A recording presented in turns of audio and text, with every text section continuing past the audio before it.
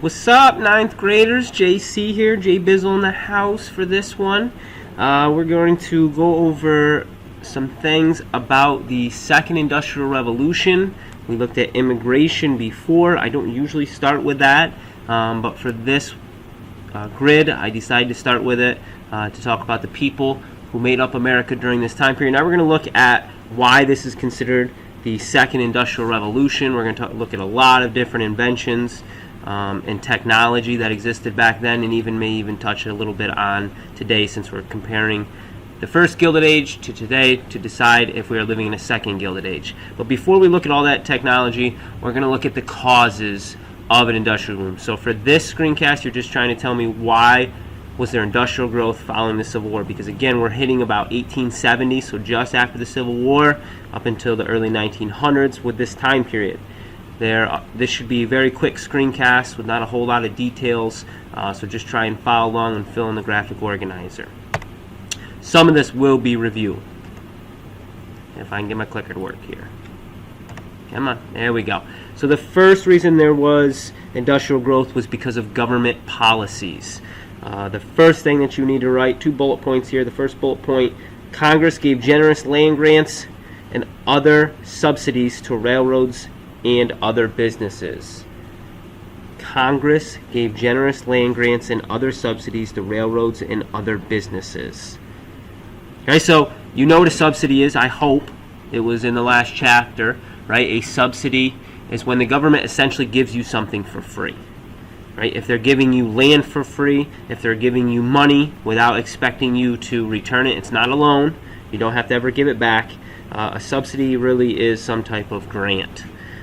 They were giving those, as you know, to the railroads, right? They gained hundreds of millions of acres. Every mile of track laid, they got, 10 or 12,000 acres, something like that. So the first reason there was industrial growth is because the government is giving away lots of money and lots of land. The other government policy that would help industrial growth is tariffs.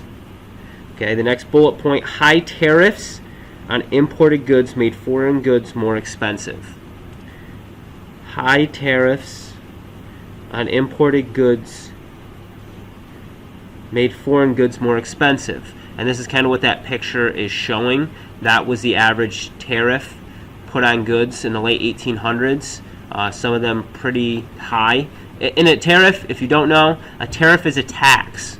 Okay, so they give you a general price and then they put a tax on it. So imagine buying something wool. Let's say buying some type of clothing. There was almost a 70% tax. That is crazy, right? That more than doubles the price of the good, right? So nobody's going to buy that. They're going to buy American made, and that's going to cause industrial goods to, I should say industrial growth to expand, right? People are going to buy more American made goods, which is going to increase jobs in factories and cause much more of an industrial growth in the United States.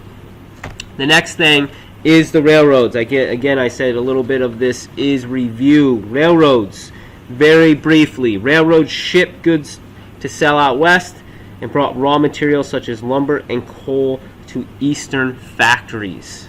Railroads shipped goods to sell out west and brought raw materials such as lumber and coal to eastern factories. That's all you have to write.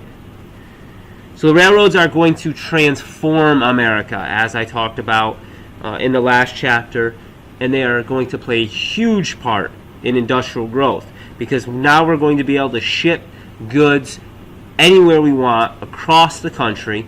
This is going to cause industrial growth. This is going to cause people to buy more goods nationwide now that we can ship them wherever we want. So factories are going to need to increase output, and again, this is going to increase industrialization. Also, a good thing about the railroads is that we can now bring all those goods from the west that maybe we don't have a ton of in the east, like lumber anymore. And even coal is going to be a big one that we can ship out west. So we're going to be able to ship goods everywhere. It's going to cause jobs to increase, and again, factories are going to be a big part of that industrial growth. The next one, steel. Steel is really going to shape, literally and figuratively, shape the Industrial Revolution.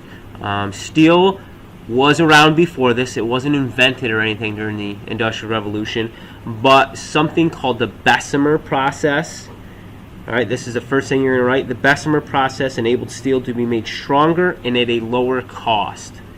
The Bessemer process enabled steel to be made stronger and at a lower cost. So, and you don't have to write this, but steel, again, is not invented, but a process of making it stronger and cheaper is developed. So if you can make something even stronger and cost less than iron, which is the main manufacturing product put out at the time, that's gonna enable you to do a lot of things, and that's why I said literally it's going to change the landscape of America. It's going to allow us to replace iron, and it's going to allow us to build things like skyscrapers. Okay, so just a little dash underneath that bullet point. Steel quickly replaced iron as a building material. And the second thing, which you're kind of looking at right here, is steel mills sprang up as far away as the Midwest, but Pittsburgh, right in our home state of Pennsylvania, Pittsburgh became the nation's steel-making capital. Hence the Pittsburgh Steelers, right? That's where that came from. It was the steel capital of America, of the world, really, when we're talking about making steel. So steel is going to cause industrialization to expand and really explode. It's going to create factories all over. It's going to create jobs all over, because now we can build skyscrapers and things of that nature. And someone we'll refer to when we think of steel is Andrew Carnegie. He certainly took advantage of this new Bessemer process and became one of the richest men in America. So that is steel. And the last one is oil. And again, we live in such a wonderful part of the country. The nation's first oil strike took place near Titusville, Pennsylvania. And this is a picture of that first location we struck oil. The nation's first oil strike took place near Titusville, PA. And your little dash to put under that, crude oil was refined in lubricants for machines and later gasoline for automobiles.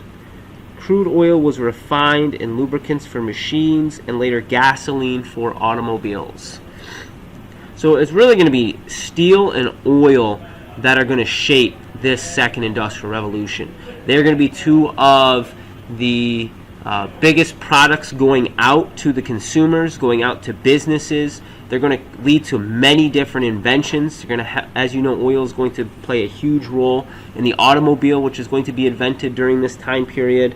But at first, it was kind of refined down into more so used for lighting, your oil lamps and stuff like that, before it gets put there. But you're going to gain a ton of wealth. John D. Rockefeller, the wealthiest man in American history. I don't think anyone will ever break his record. He mastered the oil industry. He took it over, and that's why he gained so much wealth. But it's going to lead to a lot of different inventions, a lot of jobs, and a lot of money for America. And it's going to cause our second industrial revolution to thrive. So those are four of your general reasons there was an industrial boom. The last one is, and I'm giving you the notes here. America became known as the land of inventions, right? Steel led to some huge transformations of America. Oil certainly led that. But this was known as the land of inventions during this time period. And you can just copy down what I have right there. It's a late Christmas present from me to you. Hundreds, and I mean hundreds, of things would be developed during the second industrial revolution, would be invented, and lead to industrial growth.